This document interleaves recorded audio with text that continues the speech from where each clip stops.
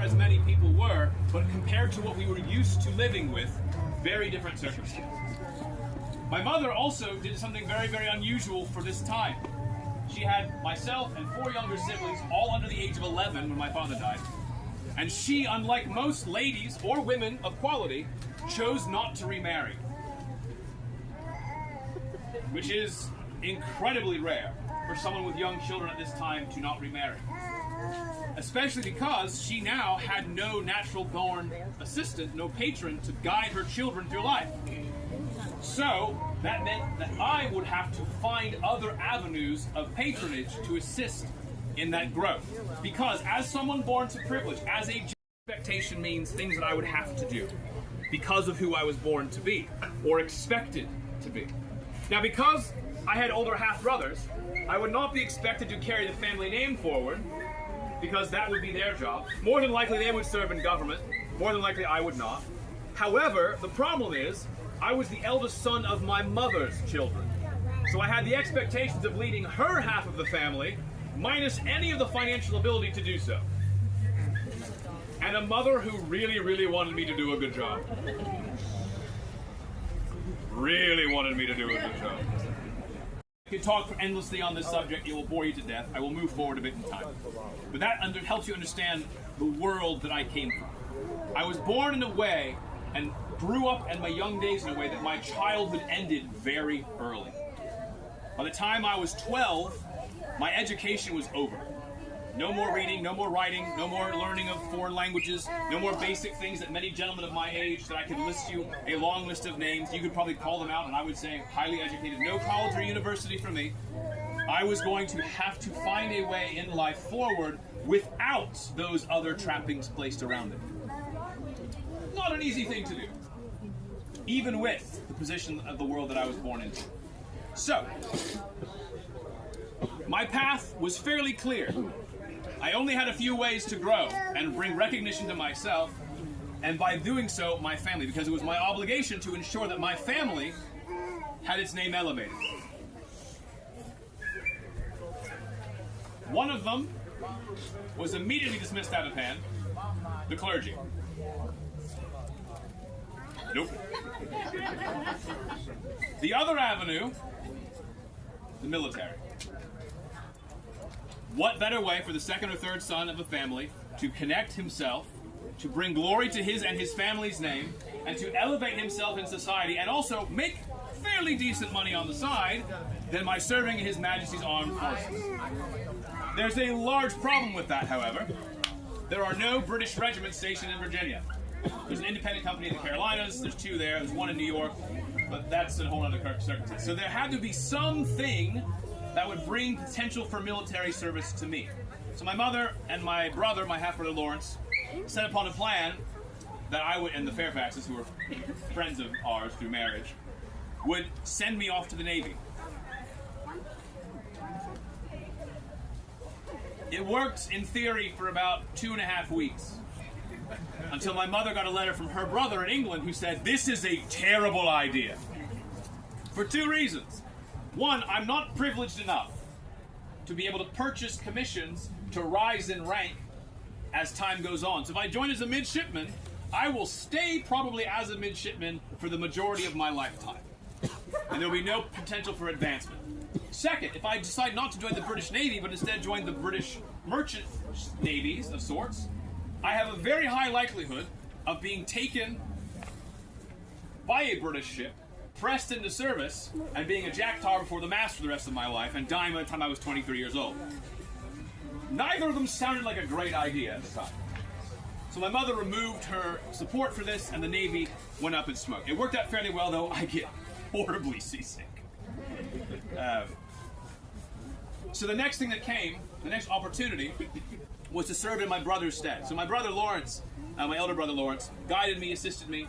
He's a complicated man. He loved me well, except when he didn't. Very harsh, very deterministic, very well driven, very connected to society, cared for me, but if you crossed him,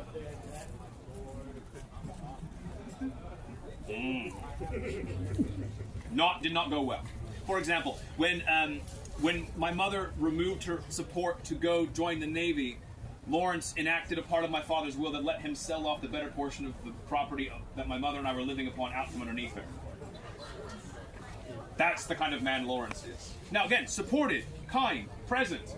Again, unless you did a thing that he did not think was the right thing to do.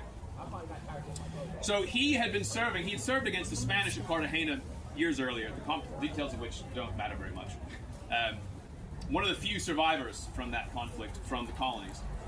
He had become an adjutant general of the Northern District, which is a militia position, effectively a glorified secretary, organizing the militia. And because of his illness at the time, he had consumption. When he died, I hoped to potentially petition for and obtain his militia position that would give me some training and understanding of how to operate logistically this responsibility, and then potentially position me for connection other places. So when he died, I petitioned for this Northern District. I didn't get it. I got the Southern District instead, which was hundreds of miles away from where I lived. Yay. Eventually I was given both districts because no one else wanted the Northern District at all. The fellow who got it had moved to Maryland, and they thought, well, you moved to Maryland, so you're not really a Virginian any longer, so you can't have this. He said, but I live just right across the river. No, it doesn't matter. You're in Maryland now. You're dead to us. Bringing up another very important point that you will see between now and the end of the afternoon, if you come back and hear me at 2:15. The colonies, we don't get along at all. We've been in open war with each other before. People don't realize this, but Pennsylvania and Maryland have fought. Pennsylvania, Virginia in 1775 and 4 were about, well, in 1755 and 4, were about to fight, and then again 20 years later, Massachusetts and New York have fought each other. Right now there's conflict over Vermont, whether New Hampshire or New York. You ever heard of Fort Ticonderoga before? Yes. I will take a brief detour I need to highlight to you just how little the colonies like each other. Fort Ticonderoga was taken in 1775 by a group called, do you know? The Green Mountain Boys. The Green Mountain Boys were a group of individuals from New England who had settled in Vermont and claiming it for some mostly New Hampshire, some from Connecticut. New York claims Vermont. The Green Mountain Boys took Fort Ticonderoga from the British so they could have a location to launch raids into New York to keep them from moving into Vermont. They were a gang, basically. I cannot emphasize enough. There are open conflict between colonies at various times. They do not, we do not, we did not, we still don't, no, we never get along. That's being nice to siblings. It's not a bad association, but worse. But way worse. Way worse. Because some of them wish death upon the others, and actually would enact it, which is not always the way siblings are. Hopefully not. Oh, dear God. Anyway, moving on. This tension that existed brought this position to me. So I became an adjutant, and what would have it, a war just happened to break out. Don't ask me how it started. I'll tell you. I started it. It's true. I fired the first shot in the conflict. It was more complex than that. The short version is, in the backcountry of Pennsylvania, Virginia was caught up in a conflict between Great Britain and France over who controlled the Ohio Valley, which we're actually fairly close to. You all know the Ohio Valley. In those days, York was barely was effectively the frontier. If you look at that sign back behind us, it says the Colonial Courthouse was built in what year?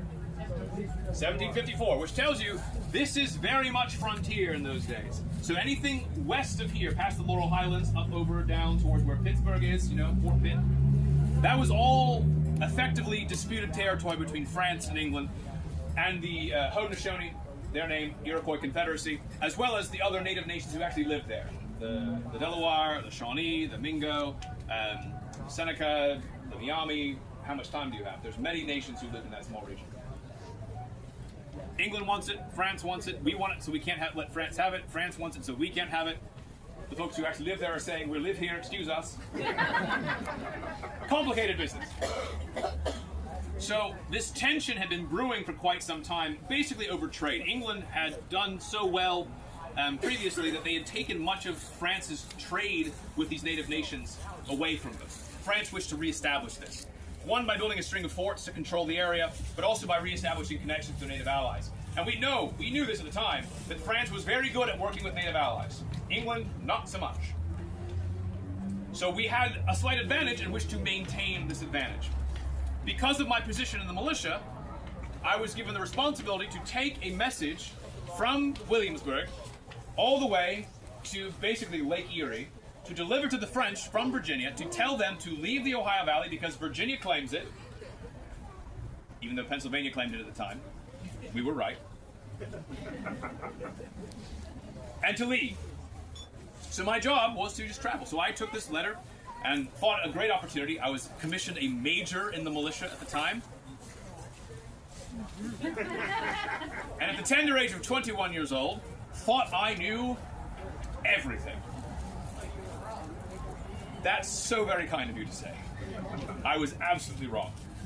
I traveled to the frontier. I met alongside great military leaders, great political leaders of the native nations, Tanagrisan, Scarawade, Alakipa, and I had the opportunity to realize, well, I didn't realize it then, now I do, to not listen to any of their advice, because I knew what was best. So we took ourselves up, delivered the message. The French refused to leave the Ohio River Valley, surprising no one.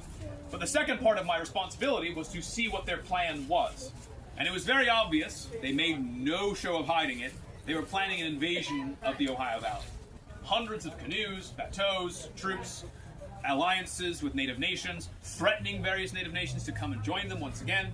And so I came back to Williamsburg, delivered my messages, and found out that the journal I had taken was then published in the newspaper. If I had known they were going to do that, I would have done a better job writing it. It was bad. The next year, in the spring, late winter, early spring, I was sent alongside a contingent of troops into what became what we call the 1st Regiment of Virginia, the Virginia Regiment. Not militia, but actually established provincial soldiers paid from the colony of Virginia, to establish a fort at the forks of the Ohio. A small fort began being built. I hadn't gotten there yet. We were going to support it. The French got there before I did. The French threatened the 30 or so odd men with their nearly 1,000 soldiers that if they didn't leave, it would not go well for them. The 30 or so odd men did not stand their ground against incredible odds. They left. And so this tension began. Our native allies had come to our position seeking assistance. Tanagrisan and Scarawade, both Seneca men, but both leading Shawnee and Mingo groups respectively. They had been met with this man named Michel Pepin dit Laforce earlier that year. The name doesn't matter that much. It was French. And he had threatened them that if they and their families did not join France, they would be killed within 30 days. As would their brothers, the English. That's not a very good thing. So we knew that this large French military force was trying to get to where I was to push us out of the frontier. I was waiting for reinforcements from New York and North Carolina, those independent companies I spoke of earlier. I was given orders to build a fortification in a different location to supply this new fort. That got blown up completely, not literally, but figuratively. So we fell back to a place called Great Meadows and constructed a small fortification called Fort Necessity. The name should tell you everything you need to know about it. It was not Fort well planned out. It was Fort Necessity. It was a small stockadoed place to store powder that when we realized we couldn't do our objective, we fortified as a fallback position if necessary. I, in my youthful ignorance, thought that I could hold that place against 4 or 5 times my number. Hold that thought. The French were moving closer to us. I did not have reinforcements. We were still waiting. I was a lieutenant colonel at this time. Eventually, we heard news from our native allies that there were groups of French under this command of this other French officer, Pepin Laforce, who were looking for their families to catch them before they could get to our lines. So think of it this way. The French are here. I was there. And Laforce had gotten between the French and us, and our native allies were here trying to get to us. So they asked us, we found this man, Laforce, come and help us take him. I had unwritten orders to take him if possible. I referenced them in one of my letters to Governor Dinwiddie, which is sort of the opposite point of unwritten orders. You don't write about them in letters, but I was 22 and didn't know what I was doing. So we come upon this French force, about 20 or so men, about 30 or so. We set up a beautiful ambush around them. You can go see the place still. It's very close to Great Meadows just now. Called Jumonville's Glen. I stepped forward. French saw me. They hadn't even posted sentries. Tells you how well prepared they were. They saw me, leapt to their guns, and I thought, good enough. That's an attack, in my opinion, and gave the order for my men to begin the assault on the French position. Would you like to take a guess what the order was? I fired the first shot at them. I had my fusee with me, I saw them reach to their guns, I pulled the trigger and I fired, and the attack commenced. About 15 minutes of conflict. I don't know if we actually wounded or killed any Frenchmen ourselves. 2 of my men were wounded, 1 was killed. He was too far in front of our lines and got shot by his own friends. The French broke and ran directly into Tanagreeson and his 7 warriors who were waiting for them. And they did most of the work. The French then realized they were surrounded on 3 sides, couldn't escape the other direction, came back and surrendered to Scarawade, another great war chief with me, who then said to LaForce, who was the only officer alive at the time, or functional at the time, no, don't surrender to me, surrender to Lieutenant Colonel Washington. He's the one in charge. Answer to him. So he comes and surrenders to me, whereupon Tanagreeson walks up to both of us, comes up to LaForce, and says to him, I don't remember the exact words, he was speaking in French, it was translated to me later. Effectively, you threatened my family and I, you called me a coward, and I'm going to show you that I am not, and went to go kill him right then and there. I stopped him. Shortly afterwards, all the wounded were killed. I don't know how. That's the story I'm sticking with. You can ask me later if you like. And that is the casus belli the French used to start the war officially almost 2 years later. They claimed we retreated, Fort Necessity occurred, the French counterattacked. We held out for 3 days, for multiple hours throughout the day. We eventually had to surrender. We could not retreat from our position. We had 2 choices. We either stayed at Fort Necessity and held our ground waiting for reinforcements, or we retreated to the frontier and were attacked on a road. We only had 300 men. The French had nearly 1,000. We knew that if we got attacked on the road by superior numbers, we would be decimated. So it was better to sit and wait and hope to hold out. We were able to hold out for about 12 hours until finally we had to surrender. We ran out of ammunition. Half of them were drunk. One of my officers acted like a coward and hid inside the entire day. The French, we found out later, had also run out of powder, which is why they kept asking us to surrender, because they couldn't shoot us anymore. And they didn't have enough men to take our position, so if we just waited, they would have left. Or they would have starved us out, so either way, we were in a bad spot. So we surrendered, and in the surrender documents that I signed, and my commanding officer who was with me, was a British officer, also signed. He was a captain, I was lieutenant colonel, but because he was a British officer, he actually technically outranked me. So he and I both signed this agreement, so it wasn't entirely my fault. And in that document we discovered about 4 months later, we'd admitted to assassinating a French ambassador. Oops. There's a whole other story there. If you would like to hear it, I will tell you some other time. You can come ask me about it. Couldn't read French. Very helpful. But that's what started the conflict. So I served for the rest of that year, resigned my commission, stepped away. The next year came, I repositioned myself to serve as a military aide to General Braddock. You all may have known General Braddock. The big march all the way through parts of Maryland and Pennsylvania into Virginia. His horrific conflict at Braddock's defeat in 1755, very close to, at that time, Fort Duquesne, now Fort Pitt, Pittsburgh. I was there. I was one of the few officers who got off the field without being injured. There were 83 officers, and 69 of them were killed and wounded in the course of 3 hours. We had 1,200 men on the field, British troops at that conflict, and by the end of it, 1,000 of them were casualties. 450 dead, 550 wounded. 200 men got off without a single scratch on that conflict. It tells you something went horribly, horribly wrong. I was able to basically maintain my reputation through that conflict because I was, again, one of the few who was injured, and myself and a handful of other officers were able to get us off the field, including a very good friend of mine until about 2 years ago, then Lieutenant Colonel Thomas Gage, the general who was in command of Boston when the war started at Lexington and Concord in 1775. We're all here. We're all in the same circumstances. So that was Braddock's defeat. The next couple of years I served as the colonel of the Virginia Regiment in Virginia. I was responsible for all of Virginia's defense, militia, our actual official Virginia Regiment. I served under General Forbes in 1758, Forbes expedition where we took Fort Duquesne from the French finally. And when I say we took Fort Duquesne, I mean the French burned it and left before we got there. By that point, we were taking whatever we could get. And then as soon as that was over, I was done. I resigned my military commission. My health was horrific. I had taken severe illness. I was suffering with consumption and intermittent fever and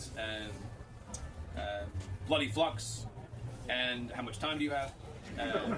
And pleuritic pains, all at the same time. I was deeply depressed. And so I resigned my commission, stepped away from conflict, was married shortly thereafter to a lady who, frankly, helped save me from the worst of the effects of those things. And have not served militarily from 1758 until 1775. Held no military commission, was not involved in the militia. It's illegal, but who's going to stop me? And effectively became a public servant. Served Virginia as a House of Burgess member, where I learned politics.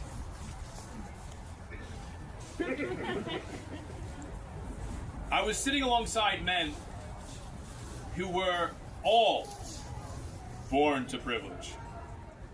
And when I say born to privilege, I mean privilege.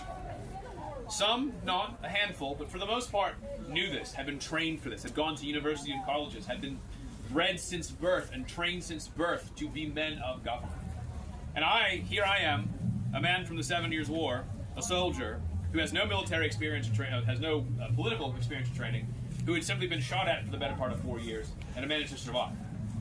Now sitting in government, because of my marriage and the death of my family, and because of my military experience, now people expected me to perform in a certain way. My expectations had changed. I was no longer George Washington of Ferry farm outside Fredericksburg. I was now George Washington of Mount Vernon. I was a military man. Do you know who elected me to serve them politically? It wasn't my home constituency in Fairfax. Who? Winchester. Winchester, Virginia. Why Winchester? Why Frederick County, Virginia? It's where I had been stationed for 4 years defending. And they had watched me and my soldiers and our native allies lose blood and men and friends for 3 years. And they were not always fond of me. One lady, in fact, early on in the conflict, to give you an idea of how things had changed from the beginning of the war to the end of the war, one lady was so incensed we had to requisition goods from the people because we didn't have any supply. Our government abandoned us effectively for almost 3 years. And we requisitioned supplies, and we were going to pay the woman back eventually when I had pay come through. And the lady, she threatened to blow my head off. 2 years later, her husband voted for me. What a turn of events. But that tells you a bit of my connection to the people and how my opinions began changing. I was born to privilege with high aspirations, very much believing that I was born to be a certain thing. But in the conflict, in the war, I learned an important lesson. Just because I was born to lead, ostensibly, did not mean I was going to be good at it. It mattered how I behaved in the position. My behavior matters more. Young people, if you learn nothing else today, learn this. Actions speak louder than words. What you say is meaningless. What you do is everything. Because if you say something and don't do it, does that make you a liar? No. Yes. Easy answer. I'm so glad. I'm glad you said that. Because it's some folks. See, trained well. I like it. So this is the reality of the circumstance.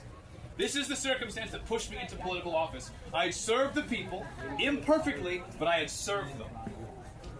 And so they elected me to serve in a government position, and now I found myself in a position of more expectation. So I had to learn. So I listened. I said almost when I was voted in on my birthday in 59, excuse me. I sat there, and the governor, the Speaker of the House at the time, John Robinson, said, "We now would like to recognize Colonel George Washington, who has recently joined our illustrious government, the House of Burgesses, as a representative of Frederick County, a hero of the conflict, just recently returned from war, a savior of Virginia in many capacities." There were some rumbles about that. Not everyone liked me at the time. fact, a lot of people wished I had died a year earlier in the conversation. That was awkward. Would you say a few words? I stood up, choked on myself for 30 seconds, couldn't say two things together, and Robinson said, "That's good enough. Please sit down before you hurt yourself." That was my entry into the House of Burgesses. I was 27. So the next 15 years, I served. I listened, I learned, I supported any military men who needed assistance. I supported them, any families that did, our native allies. I supported them as best I could in conflict. And then, I tried to forget the fact that the British had treated us poorly in the war. And I will leave very shortly on this subject. During the conflict, I learned that lesson of leadership, but I also saw something else. I saw British officers, not all, but most, look down upon provincial soldiers, men who had been in conflict since the beginning, men who had spent blood and tears and died, men of all walks of life, men who were born in privilege, men who were not, men who were free blacks, men who were natives, men who were Irishmen and Scotsmen, God help us all from the Scotsmen, men who were Germans, men who were English, all of them together in women who had died in conflict defending their families. All these people serving for their families, for the cause, for England, to continue to take land for His Majesty. And British troops looked down upon us, treated us poorly, oftentimes sent them to die first, ignored them, refused to give positions of commission, and just all around treated colonists as second class. And I have been raised to believe that I was a British subject equal in all capacities with any other member of Great Britain, with no difference of where I was born. What became readily apparent was, if you were not born in England, it didn't matter. This thing I spoke of earlier, that there are only two distinctions in the British Empire, there are those who are free and there are those who are not of the Empire, that apparently was no longer true. You were English, and then there were the other people. And we found ourselves in that position. So by the end of the war, I realized I would never obtain Royal British Commission because I was not well positioned enough and I wasn't born on that soil. I tried multiple times to get commissions. I was refused every time, or offered a commission lower than that of which I currently held as that of a colonel. I tried to get my entire regiment made regular British establishments, so 700 men would all be guaranteed pay for life in some capacity, and we were refused. The Virginia Regiment, which had fought from 1754 through the entire conflict. Let me ask you a quick question. Do you know how many British commissioned troops were stationed in Virginia during the 7 Years' War? Not many. Not many? Give me a number. 1,000? Zero. How many in Georgia? Zero. How many in Pennsylvania? Zero. Until 1755, none. So, and then there were about 1,000 in Philadelphia, and they stayed there nearly the entire conflict. How about Massachusetts? None. Connecticut? None. Rhode Island? None. New York? A handful. Maryland? None. New Jersey? None. You seeing a pattern here? Until Braddock's expedition and then Forbes' expedition, there were no British troops stationed. In Virginia, we were left alone for 4 years, except for Braddock's expedition, to defend our own backcountry, where nearly 3,000 British troops sat in New York City. Our own governor, Lord Loudon, sent over here from Great Britain to lead the British forces in North America, was made the governor of Virginia so he would be better suited to serve, never even came to the colony of Virginia the 4 years he was here. He had the audacity to stare me in the face when I went and asked for him to bring my regiment into the forces and said, "Who are you? We know nothing of you. Go back to Virginia and do your job." I handled that very well. And by that you mean you stabbed him. I did not. I wanted to, but I did not. I learned to control myself a little bit better by that point in time. So when I resigned my commission, it was with this expectation that my hopes of British commission and serving the king were dashed to pieces and I must serve in another way. And it went well until the end of the conflict in 1763. Because in 1764 and 1765, it became apparent that it was not just the British Army that looked down upon Virginians. It was the British government in general. They passed a little thing called the stamp tax. That basically said, you're going to pay a tax. Not a big thing in and of itself. Taxation was never our problem. Taxes are necessary for a government to function. The problem was the way they levied it. And I did not like it very much. And that will lead us to the American Revolution. So if you are here this afternoon and would like to hear the rest of that story at 2:15, come back and talk to me more. In the interim, I have a few minutes left before my time is officially over. And so if you have any questions or curiosities you would like to ask, go ahead. I will be here all afternoon. So what questions do you have? Any brief ones? Any deep curiosities, deep fears? Yes, ma'am. When you were stationed in Winchester, how far up and down that valley did you have? How far up and down the valley of Winchester did I go? So we covered, I went all the way down to Augusta County, towards where modern-day Danville is, all the way up to almost Uniontown, Pennsylvania. Back and forth. We had 300 miles to cover, with about 275 men. Can I ask about your death? Yes. Was it the flood letting that caused your death? This is awkward. The question. Yes, the question is how do I die? So the best way I can describe this is, would bloodletting kill me? Not really, no. So the actual death itself in 1799, hypothetically, if I were to die, it would be 1799. It's a good year. I got a cold, throat infection specifically, and before the bloodletting began, I was asphyxiating. So the bloodletting was being done to remove inflammation from the point of intention, hoping that it would open my air passages. The alternative was to cut the esophagus open, or I'm not a doctor. The windpipe, the trachea, thank you. And insert a straw to help breathe. The problem is, infection is so common, it would have killed me probably anyway. The bleeding was being done with the intention of helping to remove the inflammation. The problem is, at the time, we did not understand that you do not replenish your platelets every night.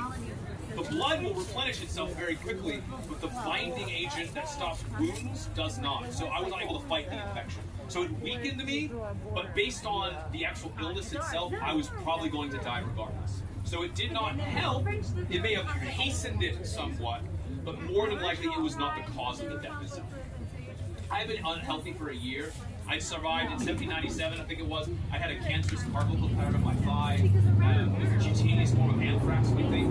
I was in poor health. I was 67 years old. I had been through a little bit for a few years. And so it was not, I'd already thought that I was going to die pretty soon. Hand back here, then we'll come this direction. Yes, sir. During the French and Indian War, yes. Did you ever hear the story that Native American leader told that you were shot many times? Yes. And he observed that God must have saved you for great. Yeah, it was his name's Guy Fuda. He's a Shawnee man, Seneca actually, living with Shawnee if I'm not mistaken. I met with him in 1771 outside Pittsburgh with one of his hunting camps. I was there doing some surveying work.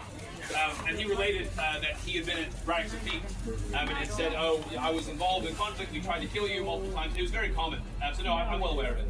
I had 4 bullet holes in my clothes, 1 through my hat, 2 horse shots underneath me, 3 wounded. 1 killed, 1 mortally wounded, the other 1 injured. And it was, but also it's very common. People oftentimes make a large deal out of this. It's actually much more common than you might think. It's very common when 2 warriors opposed to each other get together. They talk about how hard the other person was to kill. Because it shows honor to that individual. So my friend Dr. Craig, I think, took a great deal more from it than I did. But he's Scottish, so it's fine. But yes, I'm well aware of it. You had an answer, yes. How would you characterize your relationship with both General Braddock and General Forbes? Yes, with both Forbes and Braddock. Braddock, I think, the best way I could describe my relationship with General Braddock is his friendships were strong, his enmities were stronger, both his vices and virtues on equal display at all times and all circumstances. Did I tell you something about General Braddock? He and I got along fairly well, but we had many tensions. Oftentimes we argued over the validity of colonial troops versus British troops, but I respected him highly. Unlike many people who blamed him for the defeat, I was never one of them. He did the best he could in the circumstances. Many accusations were levied against him that have been known through history to this point. They were all made by men who did not behave the way they should have at the time, and used it to save their own reputations at the expense of a dead man who could not defend himself. All of his aides, including myself, were incredible advocates of General Braddock afterwards, and all of his second and third in command were the ones who were dragging his name through the mud. One of them was not even at the conflict itself. Dunbar. Damn his eyes. But that is the reality of that circumstance. Forbes, much more of a tense relationship.